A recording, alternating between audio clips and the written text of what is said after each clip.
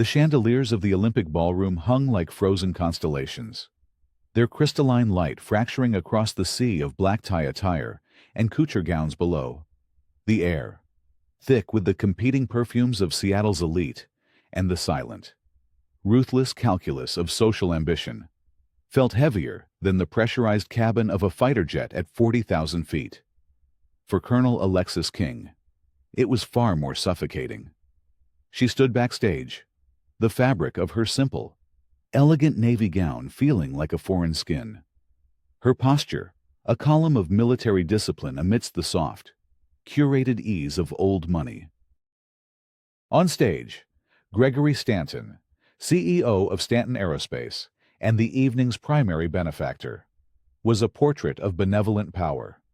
His silver hair was perfectly coiffed, his tuxedo tailored to accentuate a vitality that belied his 60 years, and his voice, polished by decades of boardroom dominance, resonated with a warm, practiced sincerity.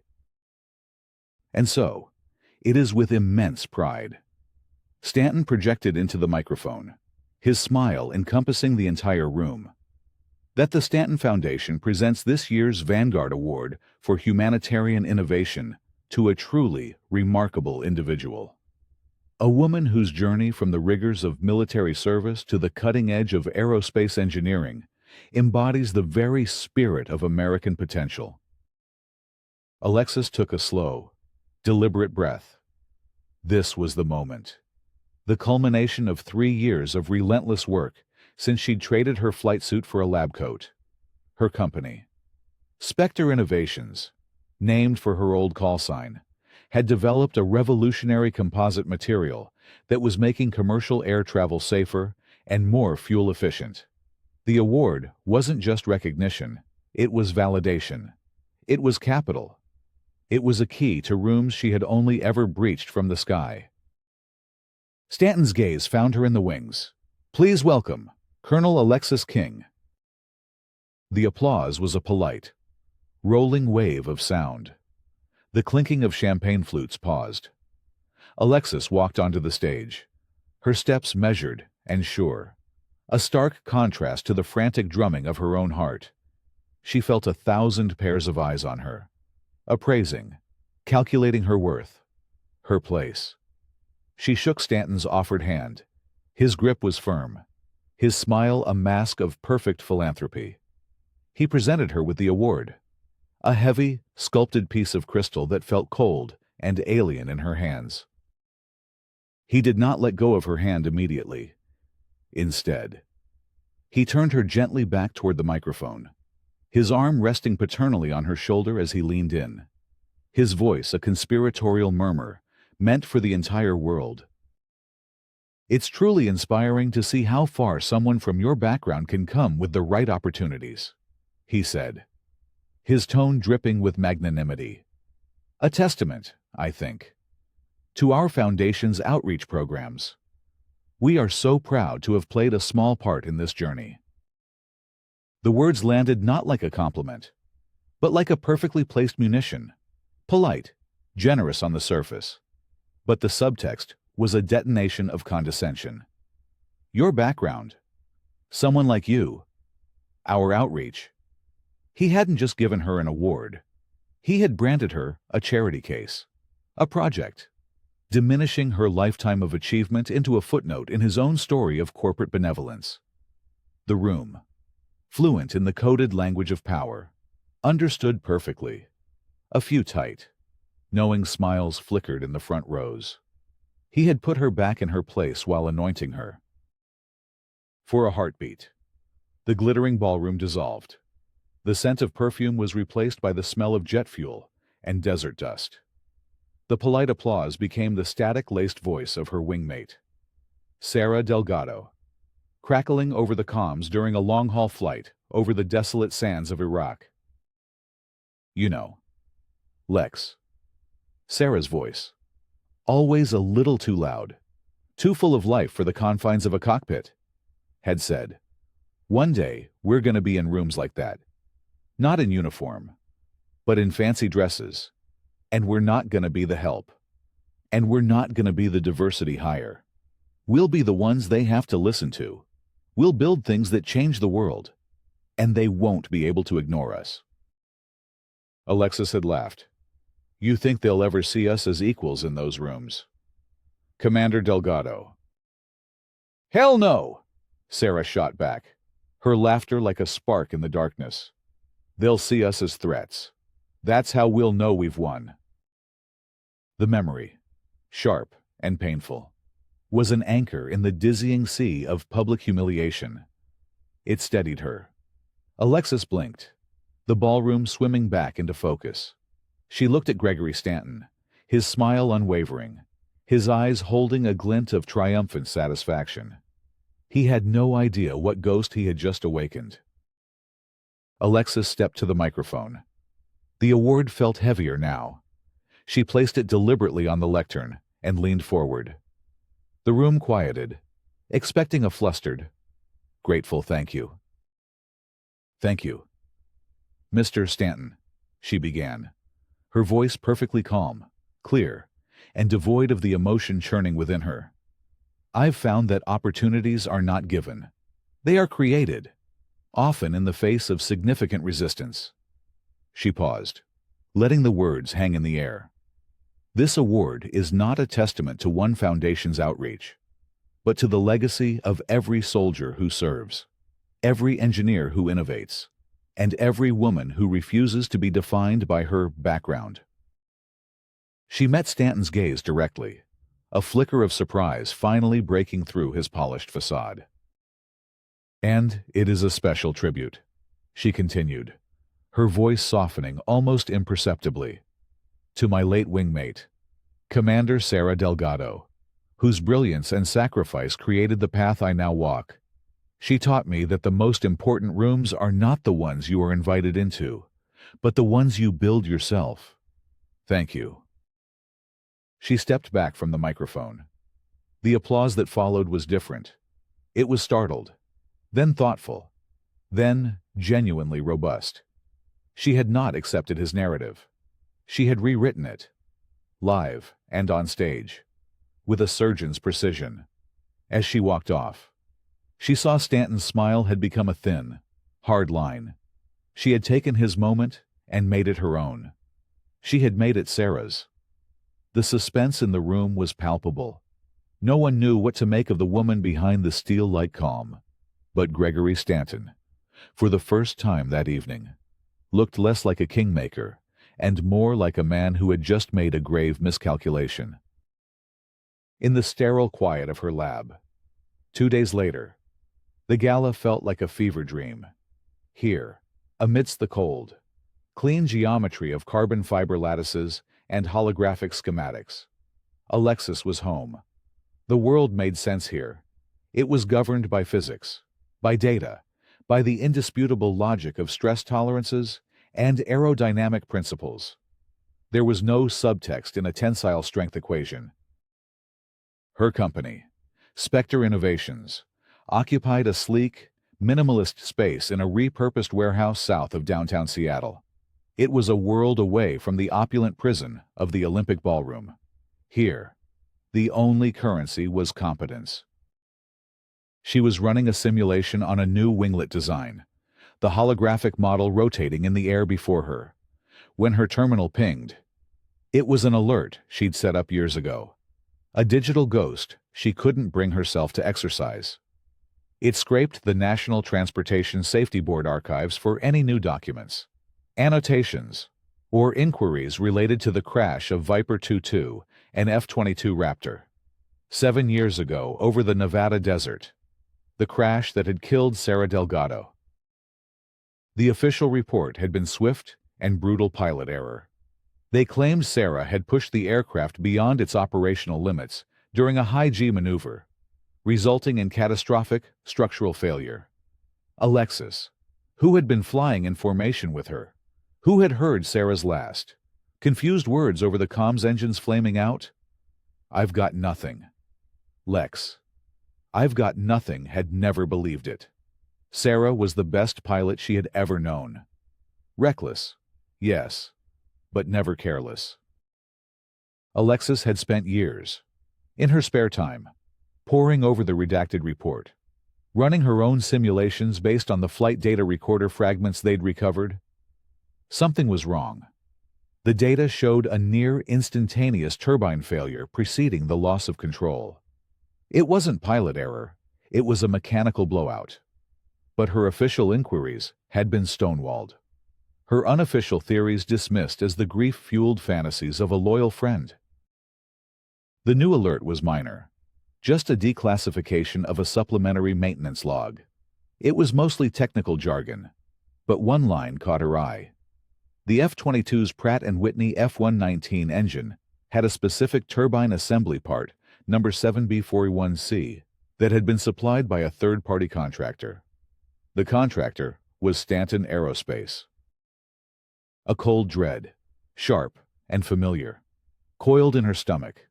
Gregory Stanton, the man who had patronized her on stage, whose foundation pretended to lift up people from her background. His company had built the part that she believed had failed, the part that had killed her best friend. His animosity at the gala suddenly felt less like random classism, and more like something chillingly specific. Was it possible he knew who she was? Not just Colonel King the innovator, but Colonel King, Sarah Delgado's wingmate. The only person who had ever officially contested the NTSB's findings. She pulled up the file on Stanton Aerospace. They were a titan, a primary defense contractor with deep, immovable roots in Washington, D.C. Their public face was Gregory Stanton, philanthropist, innovator, patriot. He sat on boards, funded hospitals, and spoke eloquently about corporate responsibility. But Alexis knew the defense industry. She knew the brutal calculus that balanced profit margins against the lives of soldiers. A cover-up to protect a multi-billion-dollar military contract was not just possible. In some circles, it was standard operating procedure. The thought was a spark in the darkness, illuminating a horrifying potential landscape. If Stanton knew who she was, his public slight wasn't just an insult. It was a warning, a message to stay in her lane, to not get too powerful, to not get too close to the truth. A ping from her calendar reminded her of the Tokyo Aerospace Summit. She was a keynote speaker. The flight was tomorrow. She closed the NTSB file, the screen going dark. But the questions remained, glowing like embers in her mind. Her work had given her a platform, the Vanguard Award, despite Stanton's attempt to poison it, had given her visibility. For the first time in 7 years, she felt she had the resources to do more than just grieve. She could investigate. She packed her bag that evening with a grim sense of purpose. The summit in Tokyo was no longer just a business trip. It was a journey into enemy territory. She needed to get closer to Stanton's world, to understand the man and the company that may have been responsible for Sarah's death. She had to know. For Sarah, the promise she'd made to her ghost, never let silence kill the truth, had a new, terrifying urgency. The first-class lounge at Seattle-Tacoma International Airport was an oasis of muted tones and hushed conversations. Alexis, dressed in comfortable jeans and a simple cotton shirt for the long flight, felt the familiar prickle of being out of place. She ignored the sideways glances and settled into a chair, focusing on the presentation she was scheduled to give in Tokyo. Boarding for Flight 447 to Tokyo was announced. As she joined the priority line, a familiar, imposing figure strode past her, nodding to the gate agent, Gregory Stanton. He was with his wife, Elaine, both of them radiating an aura of effortless ownership. He glanced at Alexis, a flicker of something recognition, disdain in his eyes before he turned away, dismissing her as irrelevant. The sting of the gala returned, but now it was laced with the cold poison of her new suspicions. It seemed fate, or something more sinister, was determined to keep him in her orbit. She presented her boarding pass. The gate agent scanned it and waved her through. As she stepped forward, a thick, muscular arm blocked her path. Hold on a second. The voice was rough, loaded with presumptive authority. She turned to face a security officer, his name tag reading Owen Hale. He was a stout, bull-necked man in his late 30s, his eyes cold and appraising as they swept over her plain clothes. "This line is for first class only," he said, his tone a low growl. "I have a first-class ticket," Alexis stated calmly, holding up her boarding pass. Hale barely glanced at it. "I need to see some ID that matches this." Alexis produced her driver's license. He took it, studying it with exaggerated scrutiny, from his place in line. Gregory Stanton watched, a smug, knowing grin spreading across his face. He leaned back, making a quiet comment to his wife, who gave a small, cruel laugh. Hale saw it. He felt the silent encouragement from the man in the $1,000 suit. It emboldened him. "This could be fake," Hale declared, his voice louder now, drawing the attention of other passengers. "You don't look like you belong up here." The humiliation was a physical blow, public and raw. It was the gala all over again, but cruder, stripped of its velvet glove. Whispers erupted around them. Phones, ever present, were discreetly raised. "Officer," Alexis said, her voice dropping into the low, steady register she used for de-escalation, a tone that had calmed panicked soldiers and talked down armed insurgents. "My ticket is valid. My ID is valid. Please let me board my flight." "Or what?" Hale sneered, stepping closer, invading her personal space. He saw a woman in jeans, not a decorated officer. He saw a target. "You need to step aside. We're going to have to verify this." He reached out and clamped a hand on her arm, his fingers digging into her bicep. "You're holding up the line." The touch was a spark on a fuse. 15 years of combat training screamed at her to react a wrist lock, a pressure point, an action that would put him on the floor in under 2 seconds. But she held it back. She knew that in this arena, a physical response, no matter how justified, would only make her the aggressor in the eyes of the world. She locked her gaze with his. "Get your hands off me," she said, each word a chip of ice. He tightened his grip, leaning in, his whisper laced with venom. "People like you need to learn their place. The back of the plane is that way." The world seemed to slow down. Stanton's quiet laughter, the curious stares, Hale's suffocating certainty. It was all a tableau of the quiet, grinding prejudice she had fought her entire life. Then, a sharp crackle from the gate's loudspeaker shattered the tension. "Ladies and gentlemen, your attention. Please." The gate agent's voice was strained, high with panic. "There is a medical emergency in the cockpit. The captain of Flight 447 has collapsed. We have an urgent request from the crew. Is there a certified pilot, active or retired military? On this flight, please identify yourself to the gate staff immediately." A collective gasp swept through the waiting area. The phones that had been recording the confrontation now trembled, their focus shifting from social drama to mortal fear. Owen Hale froze, his hand still clamped on her arm. The entire dynamic of the universe had just inverted. Alexis turned her head slowly, her eyes meeting his. The steel-like calm was gone, replaced by a fire that seemed to burn away the very air between them. Her voice, when it came, was not a request, but a command that thundered through the sudden, terrified silence. "Colonel Alexis King, United States Air Force, 2,452 combat flight hours. Now, I will say this one last time. Get your hand off me." Hale's face drained of all color. His grip went slack, his hand falling away as if her arm had become superheated. The blood left his face, leaving behind a pasty, horrified mask. Around them, The whispers turned to shocked gasps.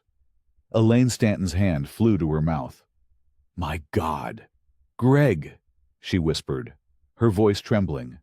"He just assaulted an Air Force colonel." Alexis peeled his now limp fingers from her sleeve, her movement precise. She read his name tag aloud, her voice carrying over the stunned silence. Officer Hale, in front of approximately 50 witnesses and at least a dozen recording devices. You have just physically assaulted a federal military officer on federal property. I suggest you contact your supervisor, and then a lawyer. The gate agent, Linda Park, rushed forward, her face ashen. "Colonel King, I am so sorry. The first officer. The crew needs you. Right now." Alexis gave a sharp, definitive nod and strode toward the jet bridge, her back ramrod straight. The crowd parted for her like water. As she passed Gregory Stanton, she didn't spare him a glance, but she saw him out of the corner of her eye. His smug grin had vanished, replaced by a look of profound, stomach-churning dread. He had just publicly mocked and encouraged the harassment of the only person who might now stand between him and a fiery death. The answer to a question he hadn't even known to ask had just arrived. He had absolutely mocked the wrong person.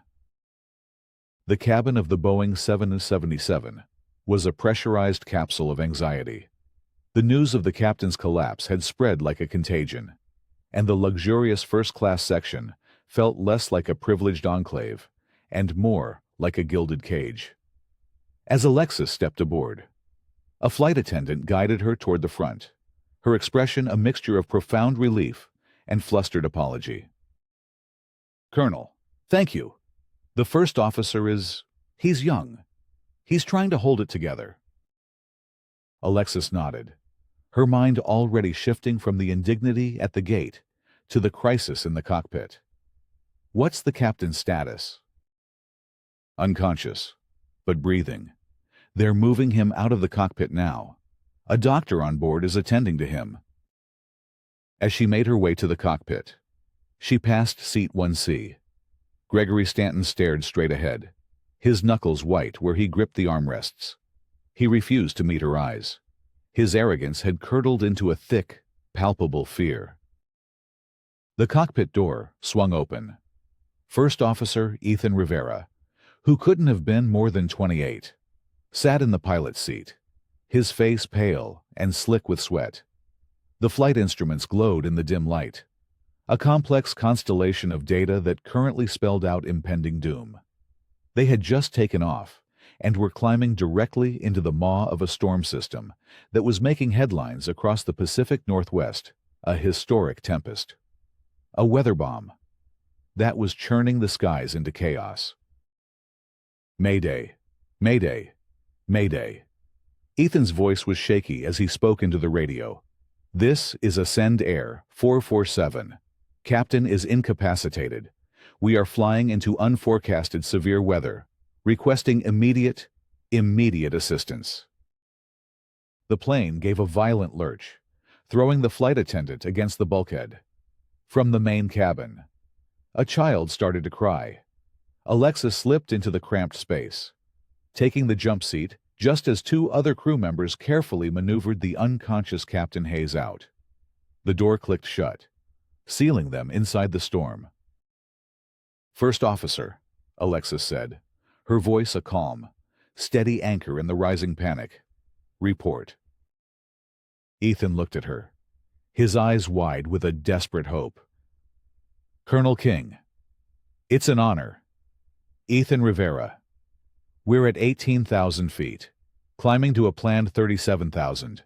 But air traffic control is reporting extreme turbulence and wind shear at all altitudes. The system is moving faster than they predicted. I've never seen anything like this." Lightning spiderwebbed across the sky outside, illuminating monstrous, churning clouds that looked like bruised mountains. The plane shuddered again, a low groan of stressed metal echoing through the frame. Just then, A sharp knock came at the cockpit door. Before Ethan could respond, it swung open. Gregory Stanton stood there, his face a mask of false confidence. "First Officer Rivera," he boomed, trying to project an authority he no longer felt. "I want to help. I have over 20 years of experience flying my own private jets. A Gulfstream G650. I know emergency procedures. I can co-pilot." A few passengers in the first row, overhearing him, murmured in agreement. He was one of them. He looked the part. He was a known quantity. Ethan hesitated, his gaze flicking between the powerful CEO and the composed woman in the jump seat. Stanton pressed his advantage, his voice dripping with false concern as he gestured toward Alexis. "Son, we can't risk putting our lives in the hands of a question mark. This woman was just being detained by security. For all we know, her claims are an exaggeration, a fantasy. We need a steady, experienced hand, not a fraud." The insult was so audacious, so steeped in prejudice, that it was almost breathtaking. He wasn't just questioning her ability, he was actively campaigning against her, trying to seize control even here, in a life-or-death situation. Alexis didn't rise to the bait. She didn't even look at him. She rose slowly from the jump seat, her movements economical and precise, and stood behind Ethan, placing a hand gently on his shoulder. "Ethan," she said, her voice low but carrying the weight of absolute certainty. "Ask Mr. Stanton for the emergency descent procedure for a 777 in the event of dual-engine flameout due to volcanic ash ingestion." Stanton's face went blank. "What? That's an obscure—" "It's Section 7, page 12 of your aircraft's emergency manual," Alexis continued, her eyes on Ethan. "Ask him about the protocols for landing with asymmetric flap deployment in crosswinds exceeding 40 knots. I fly with a professional crew," Stanton stammered, his facade cracking. "I handle the corporate side of things." "I see," Alexis said softly. She then looked at Ethan, her gaze unflinching. "I helped write those protocols. I spent 3 months at the Boeing facility in Everett as a military consultant, stress testing this airframe's limits in simulated combat environments. I have landed an F-22 with one engine on fire in a sandstorm with zero visibility. This storm is a problem, but it is a manageable one. His interference," she gave a slight nod toward Stanton, "is not." The plane dropped suddenly, a stomach-churning plunge that sent a wave of screams through the cabin. Red lights began to flash on the control panel. An alarm blared, a stall warning. Ethan's training took over. He pushed the yoke forward, but his movements were frantic, overcorrecting. "Easy," Alexis commanded, her hand still on his shoulder. "Nose down 5 degrees. Throttle to 70%. Let the wings find the air." Ethan followed her instructions, his breathing ragged. The alarm ceased. The plane stabilized, though it was still being rocked violently. He looked back at her, his eyes stripped of all doubt. Awe had taken its place. "Colonel," he said, his voice trembling but firm, "please, take the co-pilot's seat." Alexis slid into the seat, the worn leather feeling more familiar than any designer gown. She strapped herself in, her hands hovering over the controls, her mind a supercomputer processing the torrent of data from the screens. Stanton stood in the doorway, momentarily speechless, his power utterly negated by the one thing he couldn't buy: genuine, life-saving competence. The battle for control was over. The battle for survival had just begun. "We're at 37,000 feet, Ethan reported, his voice strained, fighting the yoke as the 777 bucked like a wild animal. "The turbulence is off the charts. Autopilot can't hold it. I can't hold it for much longer." The cockpit was a cacophony of howling wind and shrieking alarms. Outside, the world was a swirling vortex of black and electric blue. "Disengage autopilot," Alexis commanded, her voice cutting through the noise. Her hands moved with practiced efficiency across the instrument panel, her fingers dancing over switches and dials. "I have control." The moment she took the yoke, a subtle shift occurred. The plane still shuddered and groaned, but the frantic, panicked oscillations smoothed into a more controlled, deliberate struggle. She wasn't just fighting the storm, she was feeling it, reading its currents, anticipating its blows. "This is not a commercial flight path anymore." "Ethan," she said, her eyes scanning the weather radar, which was a terrifying mass of crimson and purple. "This is a low-level ingress. We're going to treat those storm cells like enemy surface-to-air missile sites. We don't fly over them. We don't fly through them. We fly between them."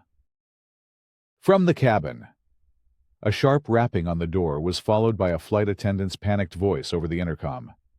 "Colonel, the passengers are terrified. Mr. Stanton is telling people you're flying us into the heart of the storm." In the first-class cabin, chaos was brewing. Stanton, unable to accept his loss of control, had turned into an agitator. "She's going to kill us all," he yelled, his voice rising above the din. "She's using military tactics on a civilian plane. She doesn't know what she's doing." His words found fertile ground in the passengers' fear. Doubt began to spread again. A well-dressed man in seat 3A, a tech executive named Mark, stood up. "He might be right. My pilot says you always climb to get over a storm." A woman in seat 5F, an investigative journalist named Maya Vance, watched the scene with a sharp, analytical gaze. She wasn't panicking. She was observing, taking mental notes. She saw Stanton's fear-mongering for what it was, the desperate tantrum of a powerful man made powerless. And she saw the slow, subtle shift in the plane's movement, the feeling of controlled descent, not a chaotic fall. Something didn't add up, and her reporter's instinct tingled. Alexis keyed the cabin intercom, her voice overriding Stanton's rant. It was calm, steady, and imbued with an authority that silenced the rising hysteria. "Ladies and gentlemen, this is Colonel King. We are in a severe and unpredictable weather system. Standard commercial procedures for avoiding turbulence are not applicable. The air above us is thinner and more violent. Our only safe path is to descend to a lower altitude where the air is denser, which will give the aircraft more stability. It will be a rough ride, but it is the correct and safest course of action. I have flown through worse than this, and I have brought my people home. I will bring you home. Please, stay in your seats and trust your crew." Her words, backed by the undeniable evidence of her competence, had a powerful effect. The executive, Mark, sat down, his face pale but his protests silenced. Maya Vance made a note on her phone. "Man in 1C actively undermining command structure in crisis. Personal animosity. Or something else." The passengers, given a choice between the hysterical billionaire and the calm, commanding voice from the cockpit, began to shift their allegiance. Alexis turned her attention back to the flight. "Ethan, get Seattle Control on the line. Tell them we are deviating from our flight plan and descending, and patch them through to a specific frequency. I need to talk to my old house." Ethan's eyes widened. "Your old house?" "McCord Air Force Base," Alexis clarified. "Civilian radar is blind in this mess. I need satellite data. I need military eyes in the sky." "They'll never authorize a civilian airliner on a military channel," Ethan protested. "They will for me," Alexis said, her tone leaving no room for argument. "Make the call." As Ethan relayed the request, his voice trembling with the sheer audacity of it, Alexis guided the massive jet into a steep, controlled bank, slipping through a narrow corridor between two towering thunderheads. It was a maneuver of breathtaking skill, threading a needle in the heart of a hurricane. In the cabin, Maya Vance gripped her armrest, not with fear, but with a dawning, stunning realization. She wasn't on a plane being flown by a pilot. She was on a plane being wielded like a weapon by a warrior. And the real storm wasn't just outside the aircraft.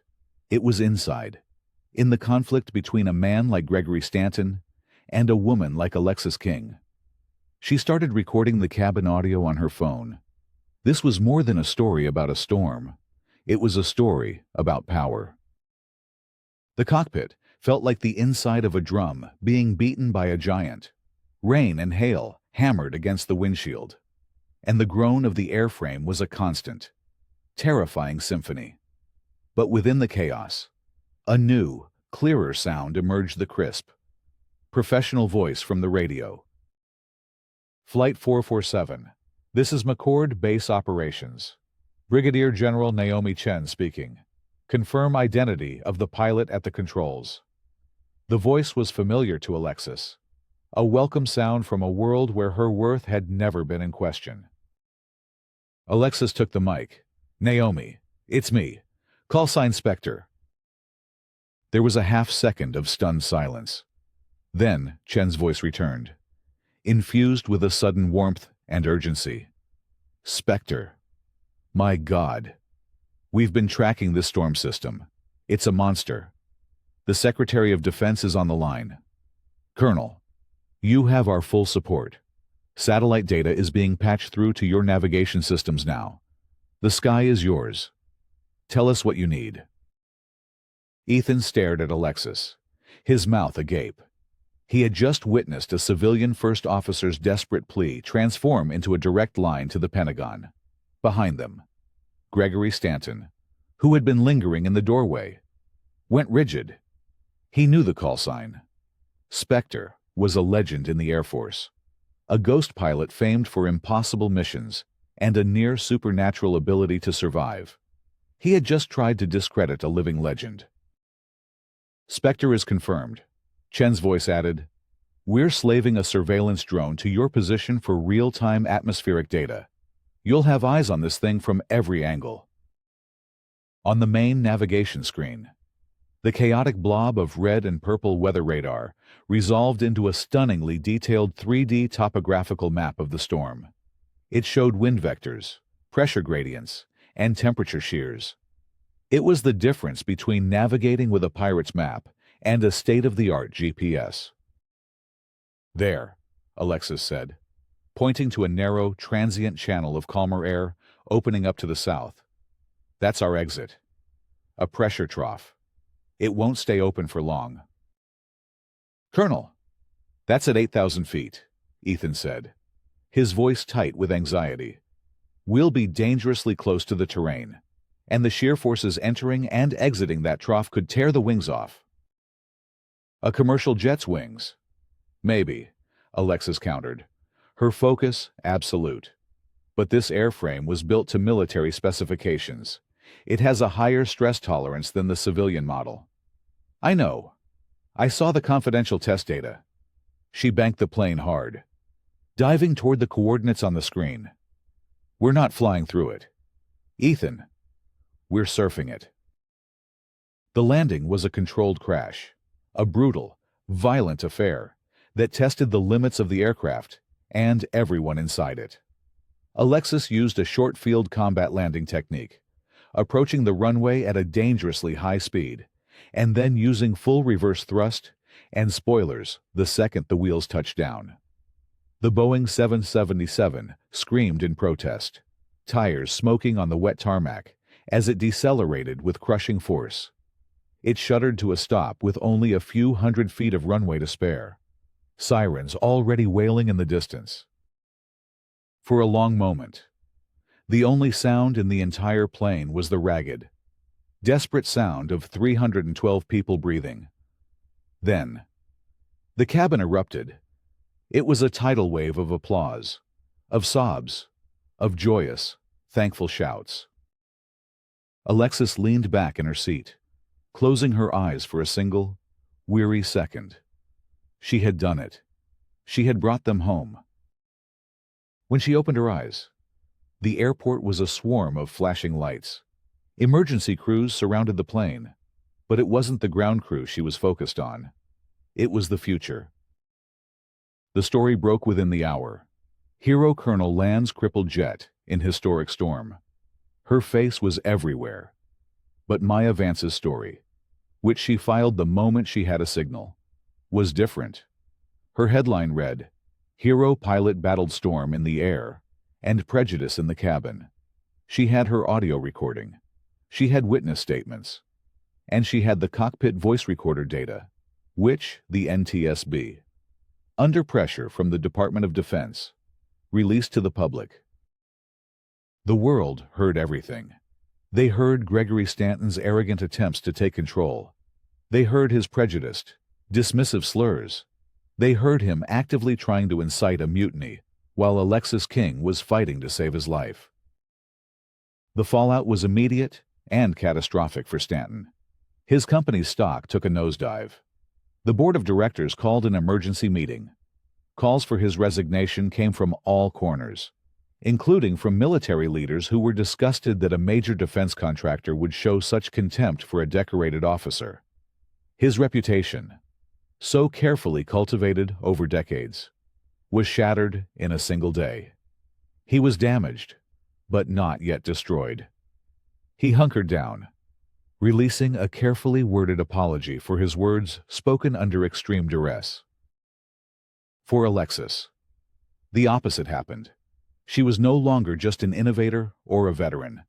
She was an international hero. The incident gave her a global platform, a voice that could no longer be ignored. Invitations poured in: interviews, talk shows, a book deal, a movie offer. She turned them all down. She had no interest in fame. She wanted something far more valuable. She wanted justice. The storm had given her more than just public acclaim. It had given her power. The power to reopen an investigation that had been buried for 7 years. The power to find out what really happened to Sarah Delgado. She called Maya Vance. "I saw your article," Alexis said, her voice quiet but firm. "You see things other people miss. I have another story for you. A much bigger one. It's about a plane that didn't land."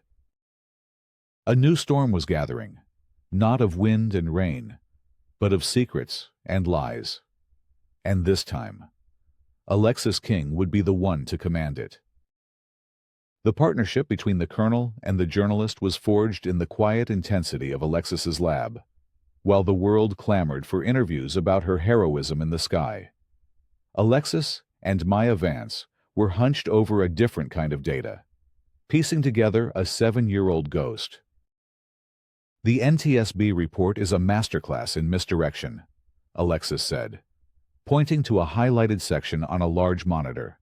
They focus for 12 pages on Sarah's training record, looking for any hint of recklessness. They found one incident, a minor reprimand for an unauthorized low-pass maneuver. They built their entire pilot error narrative around it. "It's character assassination disguised as an investigation," Maya murmured, her fingers flying across her keyboard.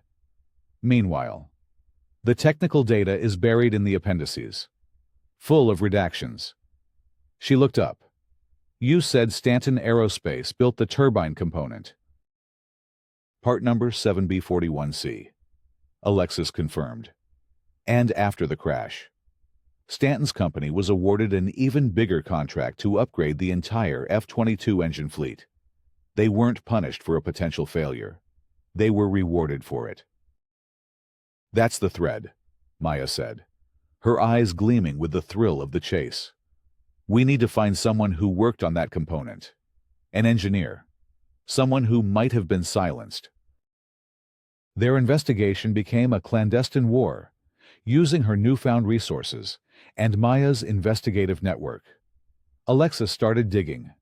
They cross-referenced Stanton employee lists from that period with public records, searching for engineers who had left the company abruptly or retired early in the months following the crash.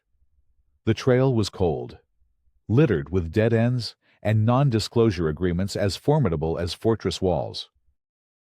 Stanton, meanwhile, was fighting his own war, realizing that the leak of the cockpit audio was just the beginning of his problems. He deployed the full arsenal of his wealth and influence. He hired a ruthless public relations firm to paint Alexis as an opportunist, a disgruntled veteran with a vendetta, using the attention from the flight to settle an old score.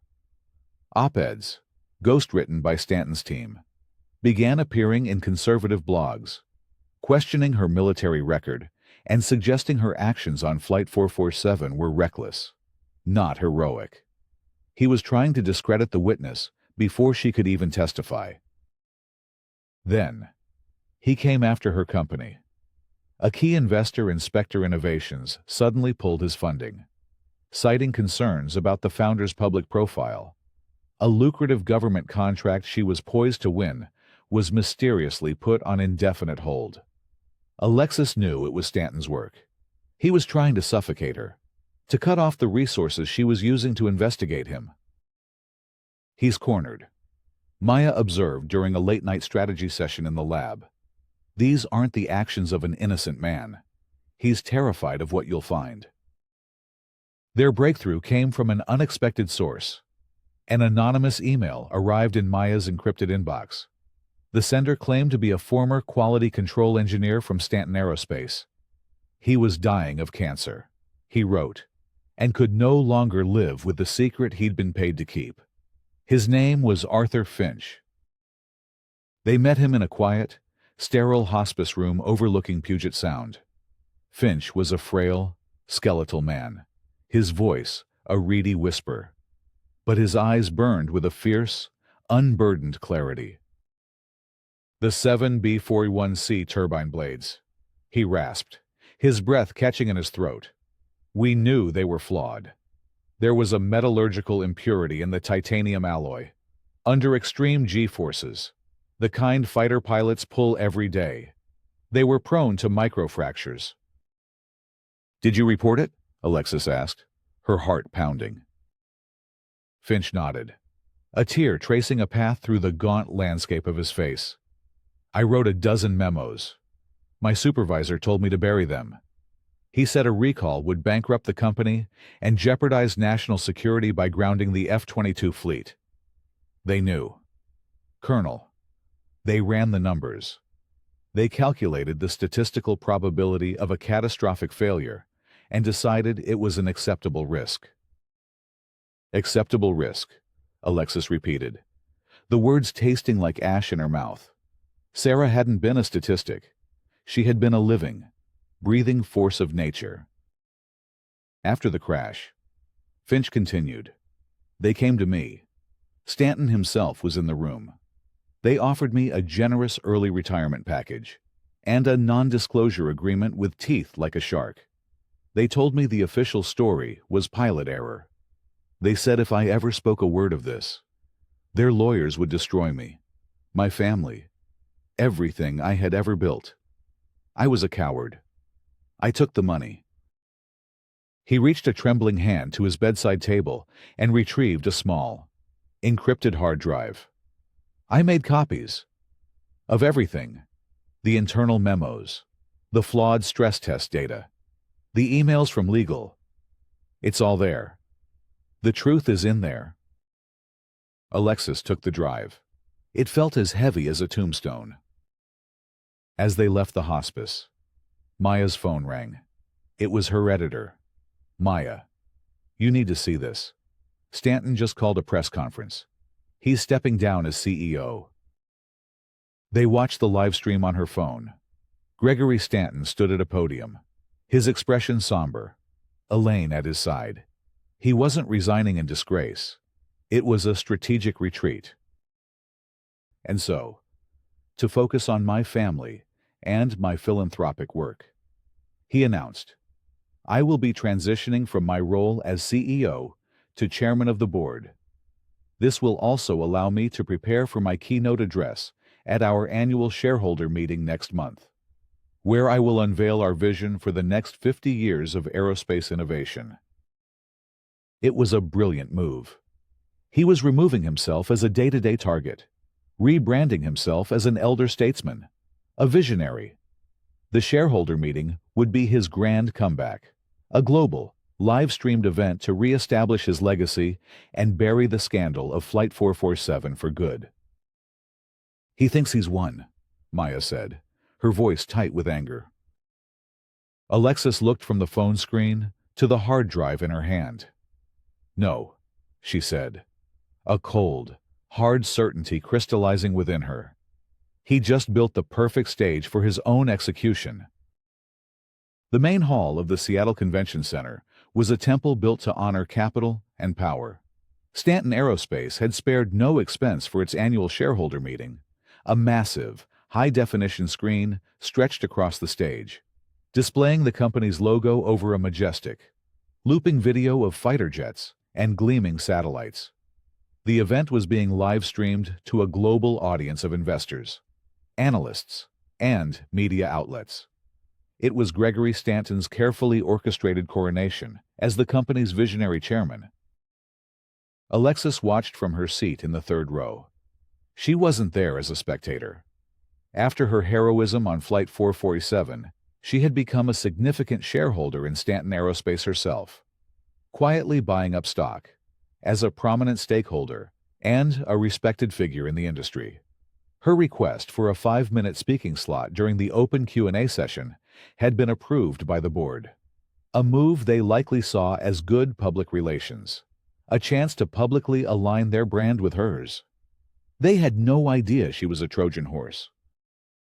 Stanton took the stage to a thunderous, sustained applause. He looked invigorated, confident.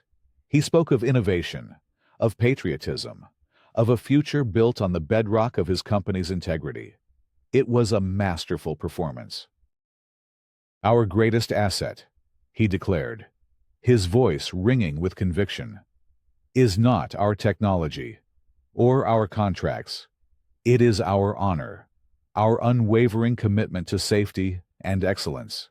It is the trust placed in us by the American people and by the brave men and women who fly our aircraft." Alexis felt a cold fury rise within her. She clutched the small tablet in her hands, its screen containing the contents of Arthur Finch's hard drive, the irrefutable proof of Stanton's lies. Finally, the floor was opened for questions. Alexis was the first person the moderator called upon, Colonel Alexis King. A murmur went through the crowd as she approached the microphone. The cameras zoomed in, broadcasting her image onto the giant screen beside Stanton's. He smiled, a welcoming, paternal expression. "Colonel King, an honor to have you with us. Please." "Mr. Stanton," Alexis began, her voice calm and steady, echoing through the cavernous hall. "You speak of honor and trust. I'd like to talk about that, specifically, in relation to the F-22 Raptor program."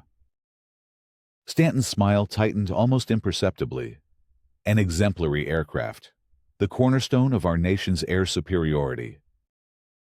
"Indeed," Alexis agreed. 7 years ago, an F-22 Viper Tu-2 crashed during a training exercise in Nevada. The pilot, Commander Sarah Delgado, was killed. The NTSB ruled it pilot error. She paused, letting the name hang in the air. "I was Commander Delgado's wingmate. I was there that day." The atmosphere in the room shifted. This was not a shareholder question. This was a reckoning. Stanton's face became a stony mask. "A tragic loss," he said, his voice clipped. "Commander Delgado was a fine pilot." "She was the best," Alexis corrected him, her voice like steel. "And she did not make an error. Her aircraft failed her, specifically. A turbine assembly, part number 7B41C, manufactured by this company, failed her." Gasps rippled through the audience. On stage, Stanton remained frozen, trapped in the glare of the lights and the unblinking eyes of 1,000 cameras. "You have evidence of this?" Colonel, the moderator asked, his voice tense. "I do," Alexis said, She looked directly at Stanton. "I have internal memos from your own quality control engineer, Arthur Finch, warning of a catastrophic metallurgical flaw in the turbine blades. I have the suppressed stress test data that proves you knew they were unsafe. And I have the financial records detailing the generous early retirement package you personally authorized for Mr. Finch to ensure his silence." She was about to signal Maya, who was standing by in the press section, to project the first document onto the main screen. This was the killing blow. The final, damning piece of evidence. Just then, her phone buzzed in her pocket. A text message. She ignored it. It buzzed again, insistent, frowning. She glanced at the screen. The sender was a number she didn't recognize. The message read, "Colonel King, this is Maria Delgado, Sarah's mother. Please, don't do this." The world tilted on its axis. A second message appeared. "Stanton's lawyers contacted us years ago. We accepted a settlement. It was millions. We were grieving. We were broken. And we had Sarah's children to raise. It came with an NDA, a draconian one. If the details of the cover-up become public, the agreement states we have to pay it all back, plus damages. It will ruin us. It will destroy Sarah's children's future. Please, let her rest in peace." The air left Alexis's lungs. It was the perfect, cruelest checkmate. Stanton had not only bought an engineer's silence, he had bought the silence of his victim's family. To get justice for Sarah, she would have to destroy the family Sarah had left behind. The choice was impossible: absolute justice for her friend, or the protection of her friend's legacy, her children. On stage, Stanton saw her hesitation. A flicker of triumph, of relief, lit his eyes. He thought he had won. He thought she was trapped.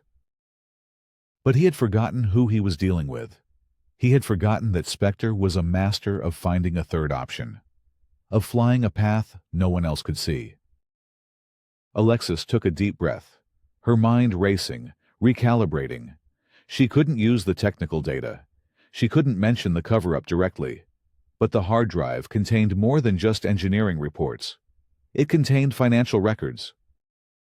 She looked up, not at Stanton, but at the board of directors sitting in the front row.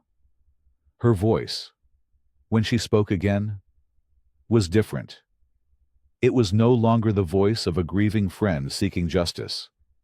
It was the voice of a major shareholder addressing a fiduciary crisis. "Let me rephrase my line of inquiry," she said, her tone sharp and precise as a scalpel. "Mr. Stanton, let's set aside the tragic death of Commander Delgado for a moment and talk about fiscal responsibility.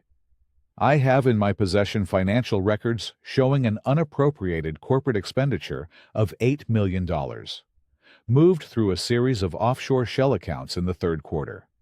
7 years ago, this expenditure is not accounted for in any SEC filing or shareholder report.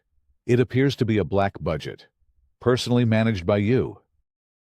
Stanton's face went from pale to ashen. This was an attack he had not anticipated. "Furthermore," Alexis continued, her voice rising in power, "I have records showing that this fund was used to silence a whistleblower and to make a substantial, off-the-books payment to the family of a deceased pilot, all in an effort to conceal a catastrophic product failure that would have triggered SEC disclosure requirements and had a material impact on the company's stock price. What I am presenting here is not a theory about a mechanical failure. I am presenting documented, irrefutable evidence of wire fraud, securities fraud, and a conspiracy to deceive your shareholders, your board of directors, and the federal government." She had found the third path. She didn't need to violate the Delgado family's NDA. She didn't need to talk about faulty turbines. She had pivoted from a moral crusade to a financial execution. She had him cornered. not as a monster, but as a common criminal. The room erupted. The moderator was speechless. The board members were on their feet, shouting. Stanton stood motionless, a statue of ruin, as the edifice of his entire life crumbled around him on live, global television. Alexis lowered the microphone. Her work done. She had not only exposed him, she had done it on his own terms. In the language he understood best: money, fraud, and the cold, hard letter of the law. The aftermath was swift and absolute. Before Gregory Stanton could even be escorted from the stage, federal agents from the SEC's Enforcement Division were in the wings, warrants in hand. His arrest was quiet, clinical, and broadcast live to a stunned global audience. The image of the powerful CEO being led away, his face a gray mask of disbelief, became the defining photo of the year. The media storm was a Category 5 hurricane. Maya Vance's exposé, published the next morning, was a journalistic masterpiece. With Arthur Finch's on-the-record testimony given before he passed away peacefully, 2 days after the shareholder meeting, and the unsealed financial documents, she laid out the entire conspiracy. Her story won a Pulitzer Prize. But its real victory was that it gave the Delgado family what they had been denied for 7 years: the truth. Without the devastating financial penalty, because Alexis had exposed the fraud, not the specifics of the NDA-protected settlement, the family was legally shielded. Stanton's contract to silence them was voided by his own criminal actions. A week later, Alexis sat in a small, tidy living room in a quiet suburb of San Diego. Across from her sat Maria Delgado, a woman with Sarah's fiery eyes, now softened by age and grief. Sarah's 2 teenage children, a boy and a girl, sat beside her, listening with a somber intensity. The conversation was difficult, layered with years of unsaid things. Maria explained their impossible position, the fear and shame that had kept them silent. "We thought we were protecting them," she said, her voice thick with emotion as she gestured to her grandchildren. "We used the money for their education, for their future. We thought it was what Sarah would have wanted. We never imagined the truth could ever come out." Sarah would have wanted her children to be safe, Alexis said softly. But she also would have wanted her name cleared. She wouldn't have wanted her legacy to be a lie. She looked at the children. "Your mother was a hero. She was the bravest person I ever knew. Don't ever let anyone tell you otherwise."